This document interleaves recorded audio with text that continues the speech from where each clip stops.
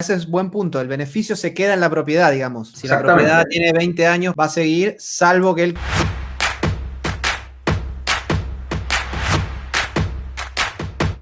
Muy buenas a todos. ¿Cómo están? ¿Cómo está la tribu proactiva por ahí? Estamos en un día muy especial porque es día de live, señoras y señores. Es un día donde compartimos información con toda la comunidad que está sedienta y hambrienta de información para poder invertir de manera correcta. Y hoy tenemos un invitado de honor, un invitado que en la primera edición que estuvimos, como decimos en Argentina, la rompió, la descosió. Y esta persona es Felipe Bustos, el experto en números, ¿sí? Él es contador tributario y ahora él se va a también pasar a presentar, así que le queremos dar la bienvenida. Felipe, sé bienvenido a este live.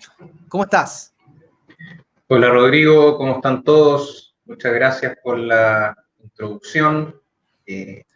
Aquí feliz de participar en un nuevo webinar de Ejemplo Activo y poder ayudarlos a resolver todas sus dudas y que puedan emprender en este camino que es la inversión inmobiliaria, que es una muy buena inversión, pero que ciertamente, como todas las inversiones, necesita de tener de conocimientos para que las cosas se hagan bien. Así es, así es. Y mientras se va sumando la gente, ahí recuerden que pueden dejar sus comentarios y los podemos compartir. Luis Funes está diciendo hola. Bueno, hola Luis, bienvenido, gracias por participar. Felipe, antes de empezar, si quieres presentar un poquito y hablar un poquito de tu empresa, también para invitar a la gente, igual al final lo vamos a hacer, pero para que un poquito la gente se ubique, ¿qué es exactamente lo que hace tu empresa? Bueno, nuestra empresa Seller Consultores para Pymes es una empresa que ya tenemos más de 6 años y nuestro negocio principalmente es llevar la contabilidad de distintas empresas, de la verdad que todos los rubros, tenemos más de 300 clientes hoy día de todos los tamaños, somos un equipo de 18 personas, yo soy uno de los 2 socios.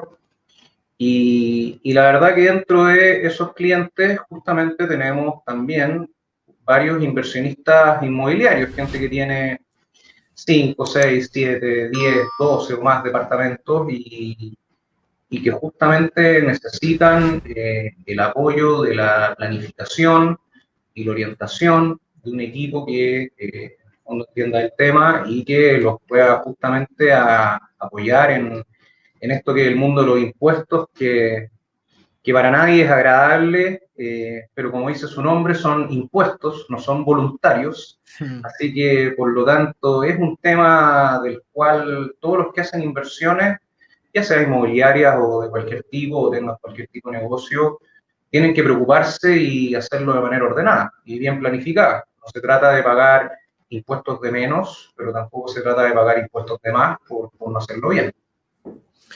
Exactamente, bueno, y hay mucho mito y mucha cosa ahí rara dentro del mundo de la contabilidad y lo bueno es realmente educarse y también hay muchas versiones y hay de todo en la viña del Señor, como dice el dicho, pero lo importante es hacer las cosas y partir desde el principio bien, porque muchas personas lo que hacen es partir mal y después cuesta más en el camino, se puede, pero cuesta más. Entonces lo mejor y lo que nosotros siempre pregonamos o tratamos de ayudar de la manera gratuita en que lo hacemos, ahí compartiendo contenido, es a que la gente haga las cosas bien desde el día uno. Así que, Felipe, ¿te parece que partamos hablando de este tema que es tan importante? Exacto, claro, partamos.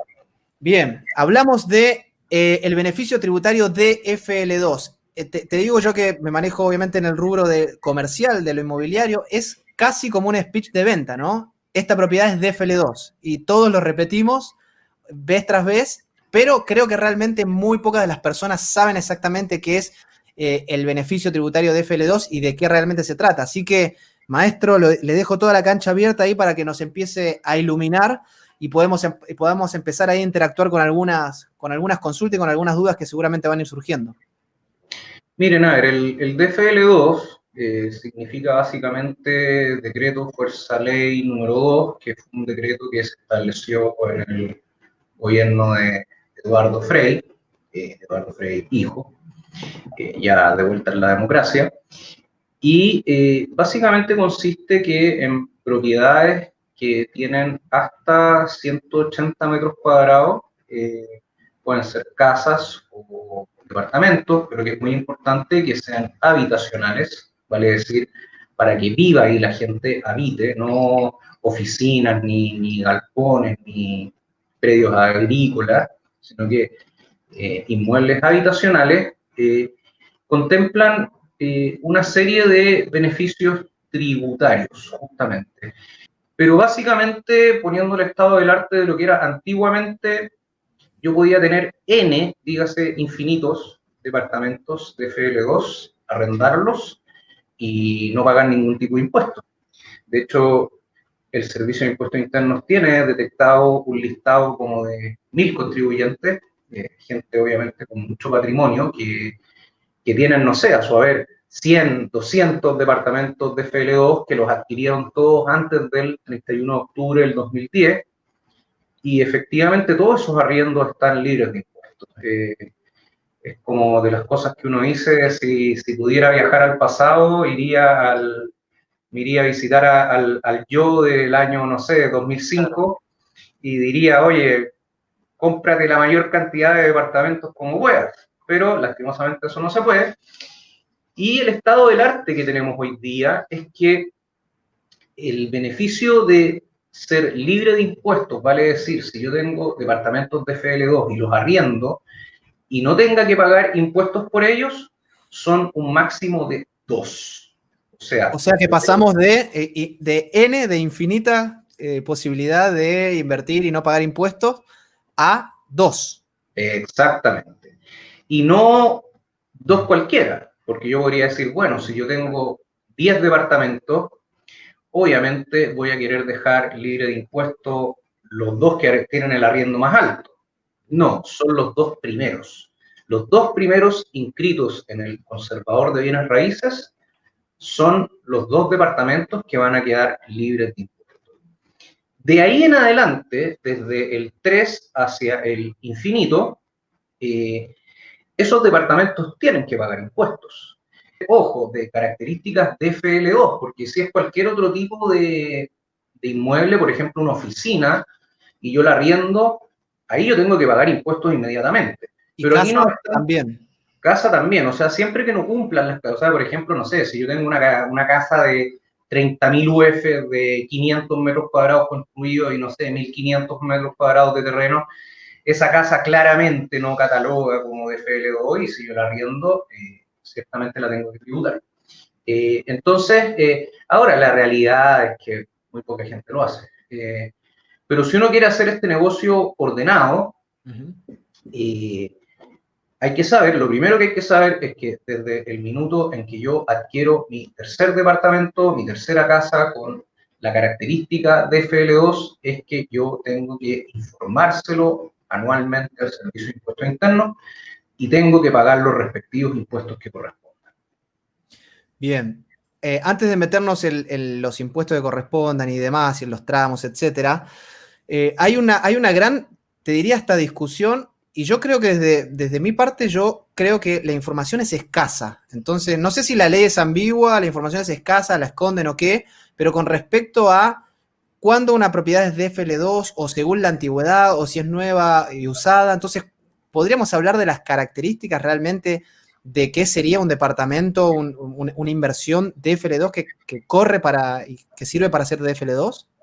No, mira, básicamente es cuando cumplen la condición de que la superficie construida no supera los 140 metros cuadrados. Excelente. Y otra cosa, por ejemplo, a mí lo que me pasó cuando yo escrituré mis propiedades, que yo pensaba que por no figurar en la escritura, que era de FL2, podía perder ese beneficio. Pero entiendo, si mal no entiendo y ahí tú me corriges, que independientemente de lo que figure y demás, dentro de la ley está el tema de que si adquiriste una propiedad que tiene esas características, se te van a aplicar los beneficios, te van a correr los beneficios de FL2, por ejemplo el de la herencia, por nombrar uno, ¿no? Sí, exactamente así es. Así es. Así es. Lo que hay que tener también mucho ojo de lo que tú dijiste de cara a la inscripción en el conservador de bienes raíces, es que muchas veces también los sistemas no están perfectamente alineados y algo que pueda estar inscrito en el conservador de bienes raíces no necesariamente te aparece en tus bienes raíces en el Servicio de Impuestos Internos.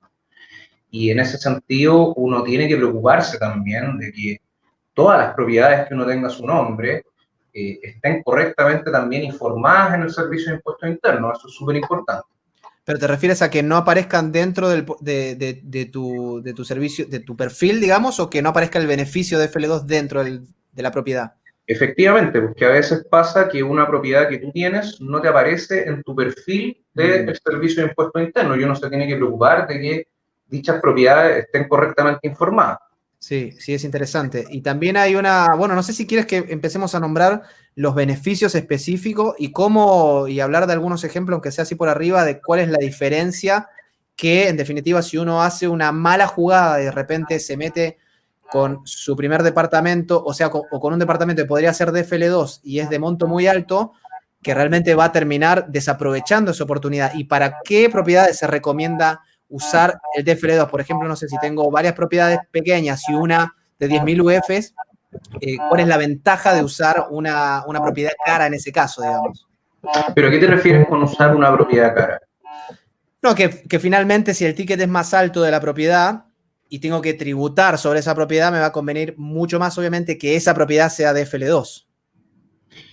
O sea, claro, siempre si uno, a ver, lo que hay que diferenciar es que si uno está planificando hacer inversiones inmobiliarias, siempre las dos primeras inversiones va a convenir de todas maneras que sean de características de FL2, ¿entiendes? Porque justamente estas dos propiedades van a quedar libres de impuestos, ¿entiendes? Entonces, en ese sentido, si uno se planifica, el ideal es que, claro, las dos primeras propiedades sean justamente de FL2, a fin de que esas uno las arriende y justamente puedan quedar libres de impuestos.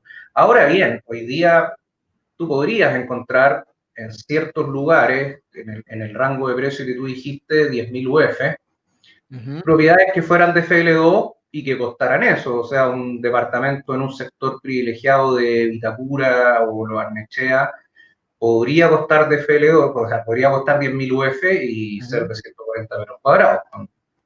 La Claro. verdad que eso ya más, depende más de los valores de mercado. Y concretamente, ¿cuál es para ti, o no sé si quieres listarlo un poco los beneficios, o cuál es para ti el más importante y el que menos se estima de los beneficios? Porque escuché por ahí que uno de los beneficios más importantes, en sentido de las lucas que uno se puede ahorrar, es el tema de la herencia, por ejemplo, de lo que es el trámite de la herencia y demás. ¿Cuál es, de tu punto de vista, lo más importante, lo más relevante de este beneficio? Claro, a ver, los principales beneficios en las viviendas nuevas del DFL2 son que tienen una rebaja del 50% en el arancel del conservador de bienes raíces. Ciertamente se tiene que inscribir como DFL2 en el conservador. También tienen una rebaja del 50% en la tasa de impuesto de timbres y estampillas. Y justamente también tienen una exención del impuesto a la herencia y donaciones. Entonces, este inmueble puede dejarse como una herencia tras la muerte de uno, que a todos nos llega en algún minuto, y efectivamente no pagará impuestos. También en las nuevas y usadas hay ingresos por arriendos libres de impuestos, que como ya les dije son hasta 2 viviendas máximo, y tienen también otro beneficio que es importante para las nuevas y usadas, que son rebaja del 50% de las contribuciones hasta 70 metros cuadrados. ¿Entienden? Entonces, y de ahí entre 71 y 100% contarán con una franquicia de 15 años, pero en términos de beneficios, yo les diría de lo que son inmuebles propios con características de DFL2. Claro, los dos hoy día, los dos beneficios más importantes son justamente que los dos primeros están libres de impuestos en los arriendos y que además son libres de impuestos en las herencias. Entonces, ahí hay un beneficio importante en términos de tributación, tanto para uno como para los herederos, porque la verdad que el timbre de impuestos y estampilla tampoco es tan alto Sí, se paga una vez también. y se paga una vez, y Claro. las contribuciones en departamentos de FL2 que no son de alto valor, que en el fondo uno pensando como inversionista y tratando de diversificar el portafolio, tampoco son pagos tan altos de contribuciones, pero lo que pueden pegar esos ingresos cuando uno tiene muchos departamentos en el global complementario, que son donde se calculan los impuestos personales, y lo que es herencia, claro, ahí sí efectivamente puede haber un golpe de impuestos bastante grande. Un poco para la gente que todavía no invirtió y que no tiene ni idea de lo que sería la exención o el impuesto justamente de un departamento de inversión que se arrienda, llamamos departamento de inversión a uno que se arrienda. ¿De qué se trataría básicamente esa exención y cuál es en términos prácticos de números? Si ponemos un ejemplo de un departamento, no sé, 2.500 UF que se arrienda a 350 lucas, ¿cuál es el beneficio de un DFL2 versus un no DFL2? Que claramente esos dos, imagínate, llevémoslo a números. Sí. Imagínate, tú eres una persona que gana, que está contratada por una empresa y que, por ejemplo, tiene un sueldo líquido, no sé, de 2 millones de pesos. ¿Ok? En el año, tu renta tributable o tus ingresos totales van a ser más o menos 24 millones de pesos. Digo más o menos porque la renta tributable tiene ciertas pequeñas diferencias con el líquido, pero no quiero enredar por ahí. Supongan ingresos anuales de 24 millones de pesos. Supongan ahora que ustedes compran 2 oficinas, ojo, no estoy diciendo de FL2 todavía, sino que 2 oficinas de 2.500 UF cada una, que arriendan cada una en 350.000 pesos, a pesar de que sabemos que los arriendos de oficinas en general son más altos, son más caros que los arriendos de bienes habitacionales, pero asumamos aquí que los arriendos tienen el mismo valor. Entonces, mensualmente, ustedes estarían generando ingresos de 700.000 pesos. Si eso nosotros lo llevamos a un año completo, estaríamos hablando de 8.400.000. Eso haría que el global complementario de ustedes fuera 24 millones más 8.400.000. Por lo tanto, quedarían en un global complementario, o sea, en una cantidad de ingresos totales de 32.400.000. ¿Ok? ¿Qué significaría eso? Que, por un lado, los 24 millones que ustedes generaron como, en el fondo, como persona contratada, esos ya pagaron impuestos porque su empleador pagó mensualmente los impuestos a su sueldo. Pero, y ahí ustedes estarían en la tasa de impuestos del 8%. ¿Ok? Bien. Esa persona que por esas 2 oficinas recibiría 8.400.000 y por lo tanto sus ingresos anuales quedarían en 32.400.000, lo primero es que cambiaría de tramo y pasaría del tramo del 8% al tramo del 13,5%. Pero esos 8.400.000 no habrían pagado ningún tipo de impuesto durante el año. Por lo tanto, el Servicio de Impuestos diría, el Servicio de Impuestos Internos les diría, miren, generó 32.400.000 de ingresos anuales, de los cuales solamente 24 millones de pesos han pagado impuestos, pero el diferencial de 8.400.000 no ha pagado ningún tipo de impuesto. Y como usted por esos ingresos quedó en una tasa de el 13,5%, me tiene que pagar el 13,5% de esos 8.400.000 y por lo tanto el señor fisco les diría, usted me tiene que pagar ahora en el acto, en abril, 1.134.000 pesos de impuestos, que en la realidad sería un poco más. Aquí es un tema para marear, pero tienen que pensar también que esos 24 millones de su sueldo habrían pagado impuestos solo al 8%, cuando en la realidad lo deberían pagar al 13,5%. Por lo tanto, también tendrían que adicionar un diferencial de impuestos para esos 24 millones. Cifras más, cifras menos. ¿Cuál es el ejemplo aquí que les estoy dando? Por ejemplo, esas 2 primeras inversiones que ustedes hacen en oficinas ya les significaría pagar impuestos. 1.800.000, depende del sueldo, pero ya les significaría pagar impuestos. Si esos 2 primeras inversiones de 2.500 UF que arriendan a 350.000 pesos cada una, las hacen en inmuebles que son de FL2, pagarían de impuesto 0. Esos 2 primeros departamentos quedarían libres de impuestos. Por lo tanto, ahí uno dice, a ver, ¿dónde invierto? Voy a generar los mismos ingresos, pero en una inversión Claro. tengo que pagar impuestos, en la otra inversión no tengo que pagar impuestos. Claramente conviene más invertir en donde no voy a pagar impuestos. Finalmente es una decisión que, como te decía al principio, parece un cliché de comercial, pero para alguien que tiene conocimiento de esto, podría inclinar la balanza de invertir en un lado o en otro. Piénsenlo simplemente en la cuenta anual y calcúlenlo a 10 años y es un montón de dinero. Efectivamente un montón de dinero, como tú lo estás diciendo, en 10 años podría ser el pie de una tercera Claro, inversión. exactamente. Entonces, sí, pues efectivamente en las inversiones que uno hace hay que considerar estas inversiones de FL2.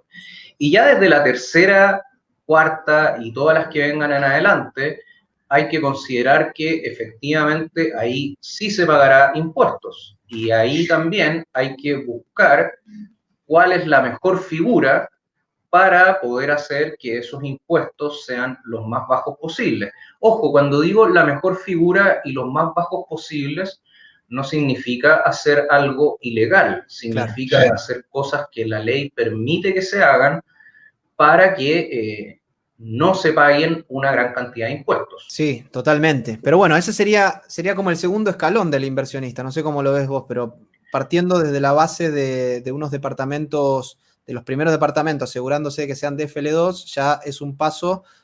Es todavía un mundo que no vas a conocer, que es el tema de pagar impuestos por tus propiedades. Eh, Efectivamente.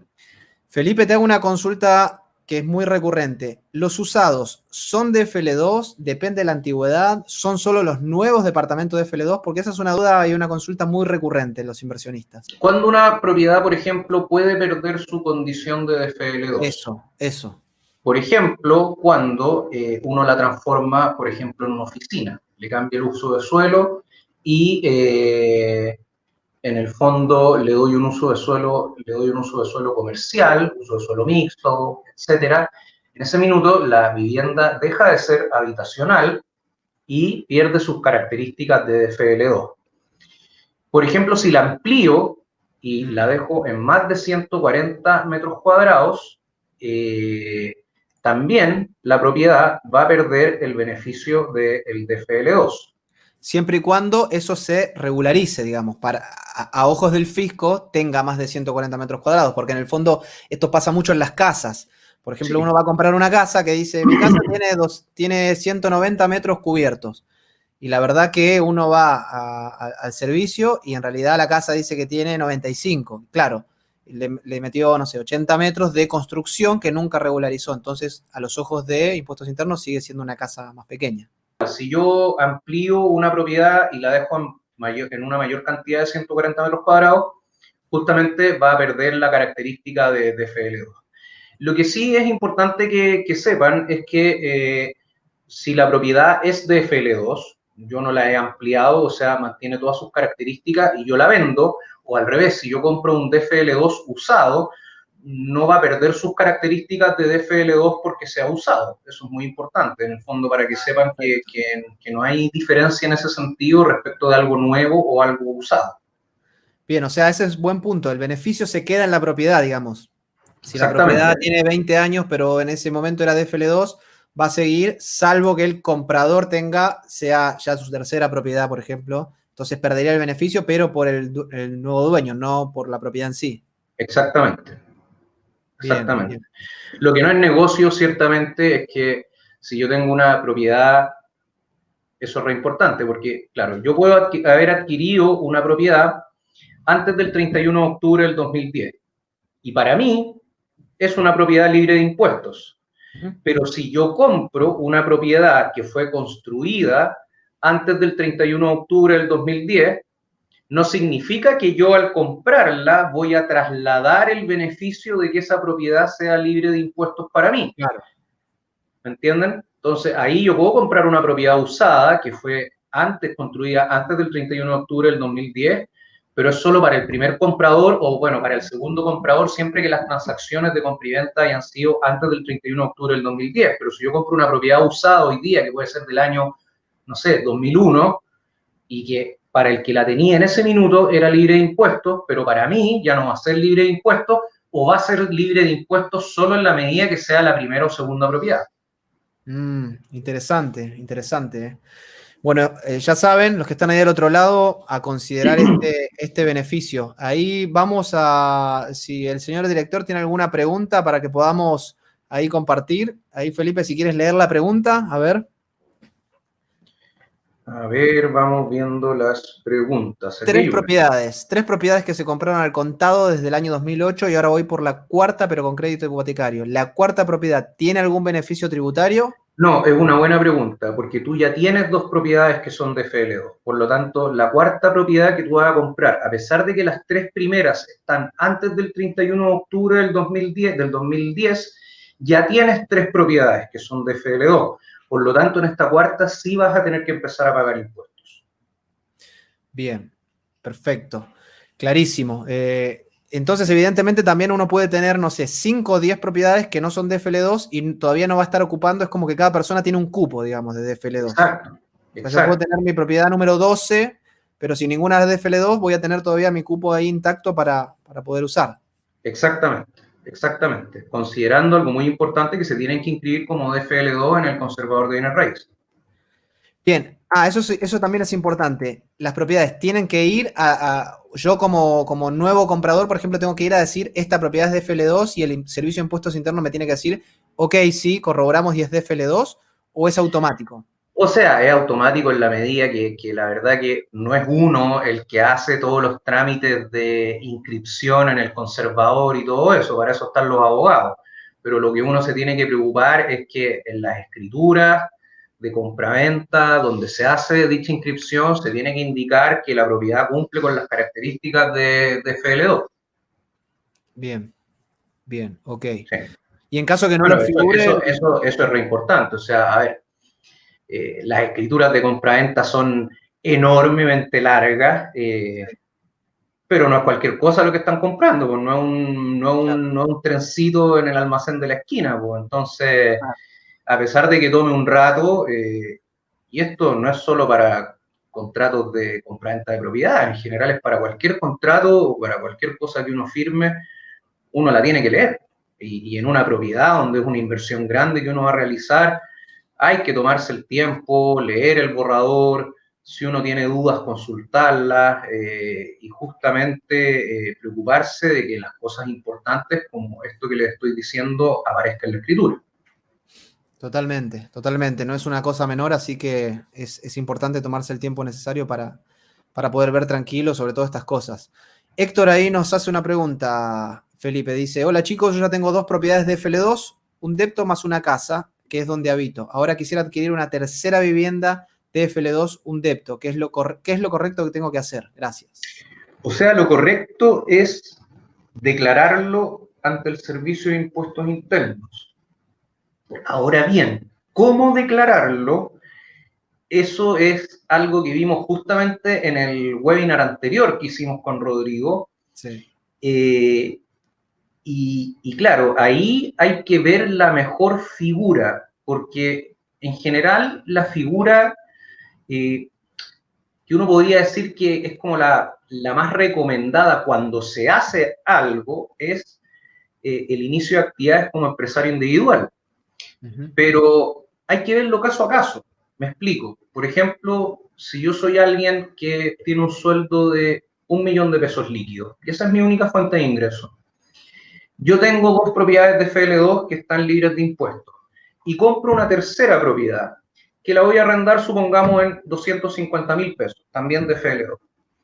La verdad que en ese caso, el, el costo de hacer inicio de actividades como empresario individual, llevar contabilidad completa, tener que pagar patente comercial municipal, tener que pagar contador, llevar contabilidad, que significa que uno ya tiene que tener preocupaciones adicionales y qué sé yo, es bastante más alto que declararlo simplemente una vez al año como persona natural, que es llenar una casilla del formulario 22 de la declaración de renta en el Servicio de Impuestos Internos y sería todo. ¿Me entienden? Entonces, sí, desde el minuto en que yo tengo el tercer DFL2, tengo que empezar a pagar impuestos. Ahora bien, ahí la fórmula no es predefinida, es algo que hay que ir viendo caso a caso. A mí me han llegado clientes en que, claro, son clientes que tienen ingresos mensuales de, qué sé yo, 7, 8, 9, 10 millones de pesos y tienen 15 propiedades, claro, ahí te grita por todos lados que hay que hacer alguna figura de tipo empresarial para poder, en el fondo, rebajar la base de impuestos de manera legal.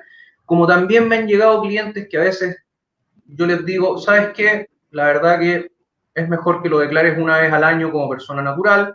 Claro. Como también me han llegado clientes que le he dicho, que me han contado su plan de inversiones, por ejemplo, me han dicho, mira, ahora tengo 3, pero el próximo año pretendo comprarme 3 más, y de ahí quizás 3 más, y yo les digo, mira, cuando llegues, por ejemplo, haciendo los cálculos numéricos, cuando llegues al número 5, va a empezar a convenir hacer alguna figura de tipo empresarial. La verdad que, o sí es que tus ingresos, por ejemplo, de tu sueldo aumentaran. Pero, por ejemplo, si tus ingresos de sueldo se mantienen, yo te diría que mientras estés hasta el departamento número 4, todavía conviene declararlos como persona natural en vez de hacer una figura de tipo empresarial. Entonces, la verdad que lo que viene después es caso a caso. Como lo veo yo es que finalmente la línea un poco que uno debe trazarse de cuándo puede convenir, obviamente es caso a caso, pero a grandes rasgos creo que es cuando uno empieza a percibir mayores ingresos, ya sea porque compraste muchas propiedades, porque tus tickets de arriendo son muy altos, o tu sueldo es muy alto, o cobras bonos muy altos y tus ingresos suben mucho, ahí, como todo sistema tributario, sobre todo hoy por hoy la tendencia es más así, los sistemas tributarios son progresivos. Exacto. Entonces, mientras más ganas, más pagas, más te castigan.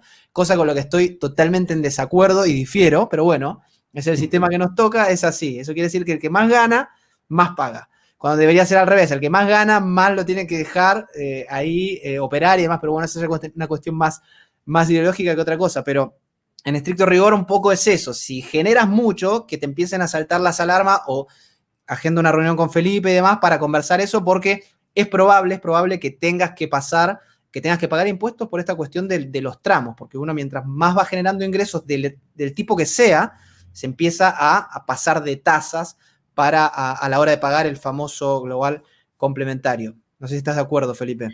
Exactamente, o sea, imagínate una persona que, como yo les decía, no sé, porque sus sueldos son 2 millones de pesos líquidos, pero que por alguna razón, no sé, se movió bien, lo hizo como se dice, el multicrédito, todo al mismo tiempo, con mutuarias, qué sé yo, logró financiar, no sé, 12 departamentos. Y conozco gente que lo ha hecho. Claro. Los 2 primeros, claro, son libres de impuestos, pero tiene 10 departamentos que supongamos que el arriendo son 300.000 pesos mensuales. Uno ve el sueldo que esa persona tiene, 2 millones de pesos líquidos, no está en un tramo de impuestos tan alto, está en el tercer tramo que es el 8%.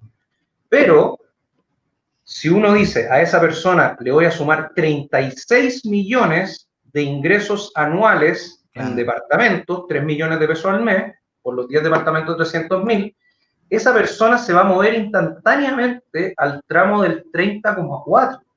Y lo que va a tener que tributar por esos 10 departamentos va a ser una locura. O sea, casi 10 millones de pesos por plata que realmente no está viendo. Porque como todos saben, hay un ingreso, pero ese ingreso se va prácticamente en su totalidad para cubrir el dividendo hipotecario. Entonces, por ejemplo, en ese caso, claro, tenemos ahí una figura que claramente está gritando que hay que hacer alguna figura de tipo empresarial para que justamente la carga de impuestos no se eleve tanto, ¿me entienden? Pero todo tiene que ser, como les dije, caso a caso. Exactamente. Sepan, señores, que si reciben mucho ingreso por arriendo, no es todo tan fácil, tan color de rosas, y que no estén pagando el impuesto y que no lo esté llamando el Servicio de Impuestos Internos no quiere decir que no estén cometiendo ahí una falta, ¿no? Una falta grave, no sé cómo se llamará, pero en definitiva es así. Se llama evasión tributaria. Evasión tributaria, exactamente. Y ojo que en el extremo, la evasión tributaria puede llegar a tener hasta penas de cárcel, cuando se acredita que hay un ilícito efectivamente. Lo que les podría pasar es que si el Servicio de Impuestos Internos detectara que ustedes en el fondo han estado arrendando una serie de propiedades que deberían haber pagado impuestos por una serie de años y no lo han hecho, el Servicio de Impuestos Internos tiene atribuciones de retroceder hasta 3 años hacia atrás. Entonces, supónganse esta persona que yo les decía, el ejemplo, el que gana 2 millones de pesos líquidos y tiene 10 departamentos arrendados que tienen que pagar impuestos, cada año debería haber pagado, supongamos, 10 millones de pesos en impuestos.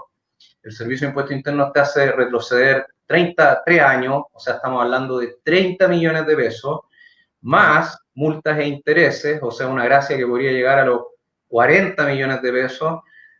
No es un chiste muy divertido que suceda.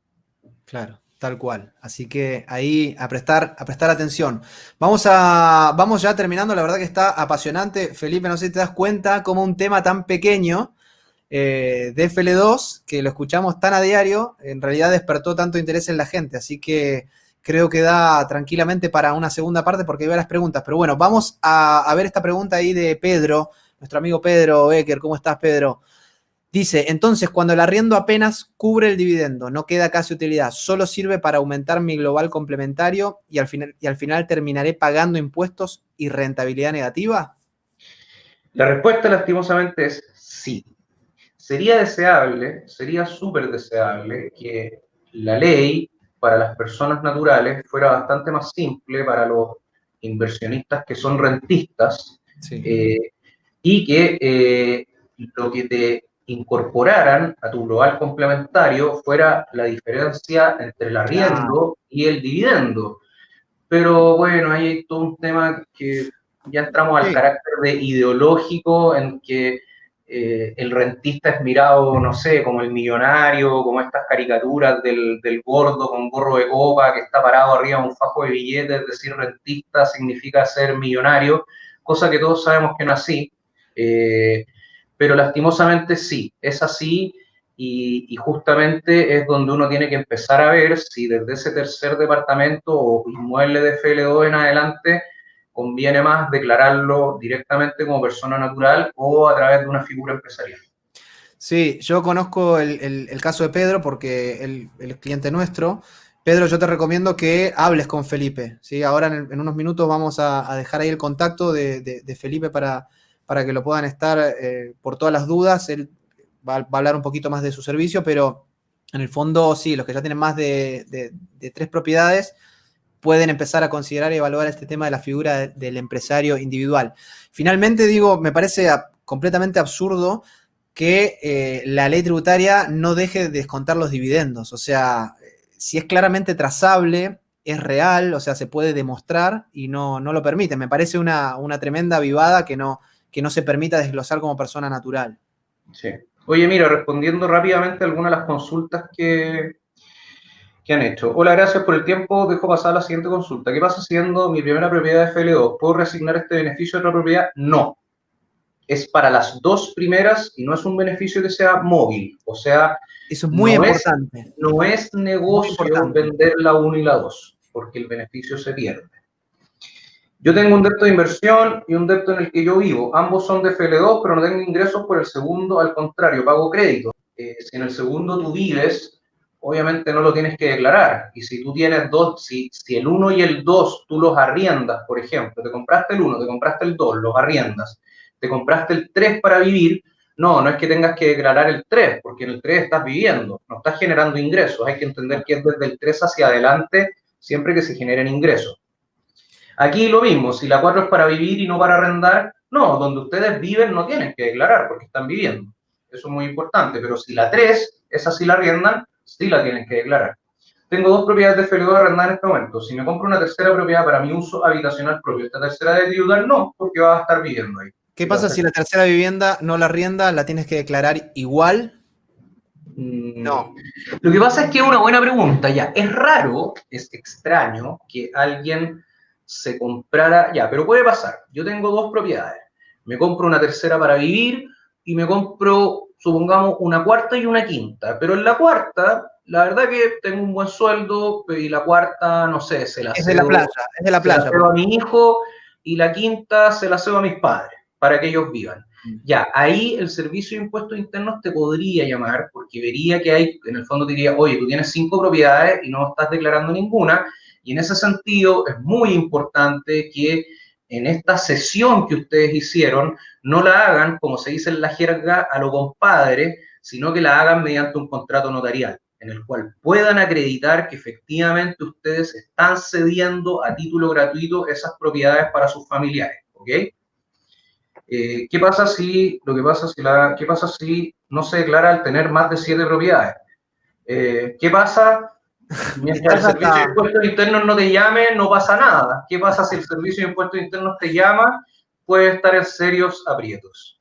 Estoy a punto de comprarme 2 departamentos, debería pagar impuestos por eso. Si son los 2 primeros, no. Si son del 3 hacia arriba, sí. 30 millones de ingresos, pero no de impuestos. ¿Eso va a un porcentaje? Sí, eso va a un porcentaje, pero que hay que calcularlo justamente en el global complementario. Claro. ¿Dónde busco si el departamento es de FL2? Eso te lo tiene que decir la inmobiliaria, si es que el departamento cumple con las condiciones en términos de la construcción que están realizando.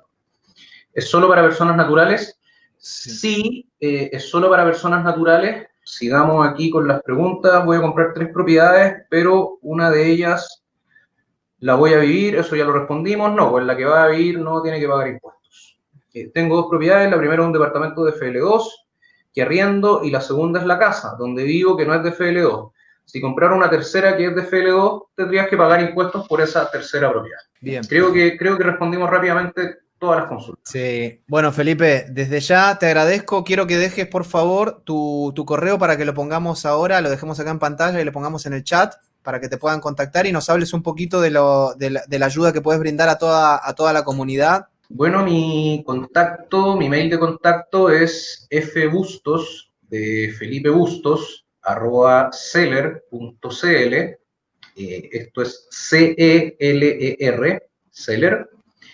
Pueden escribir también a contacto@seller.cl, cualquiera de los dos que les sea más sencillo. Ahí está, contacto@seller.cl. Y mi celular, si me quieren llamar, aunque en general recomiendo que si me contactan al celular, déjenme pasar un WhatsApp. Es el +56 9 9419 1121. Así que, bien, ¿quieres comentar algo? Encantado que me llamen. Algo súper importante, que la gente a veces, oye, pero si te llamo, ¿cuánto me vas a cobrar por la conversación que tengamos para exponerte mi caso? No, nada, no se preocupen por eso. O sea, hay inversionistas que me han llamado, que yo les he dicho, mira, yo te recomiendo por el minuto no hacen nada. No, aquí en mi empresa jamás hemos cobrado no somos doctores que como que cobramos, con respeto si es que hay algún doctor en el webinar, algún médico, pero no, aquí no cobramos por el llamado, por la consulta. Yo soy aquí de la teoría que me ha pasado en mi empresa, me han llegado clientes por clientes que no fueron clientes, porque finalmente uno les dio una buena recomendación y cuando ellos sí conocían a alguien que sí necesitaba hacer algo, que tenía una empresa y le dieron nuestro contacto, así que no se preocupen en ese sentido. Excelente, excelente. Bueno, ha estado bien bravo, bien movido hoy el chat. Se ve que Felipe es algo que realmente este tema dio para hablar. Así que, bueno, ojalá te podamos tener un nuevo live. La gente puede dejar ahí sus comentarios, saber de qué temas tributarios les interesa hablar. Es un mundo, es un universo. Y bueno, Felipe, gracias una vez más por tu tiempo, de verdad. Gracias a ti, Rodrigo. Siempre encantado de participar. Nos vemos la próxima, te comprometo.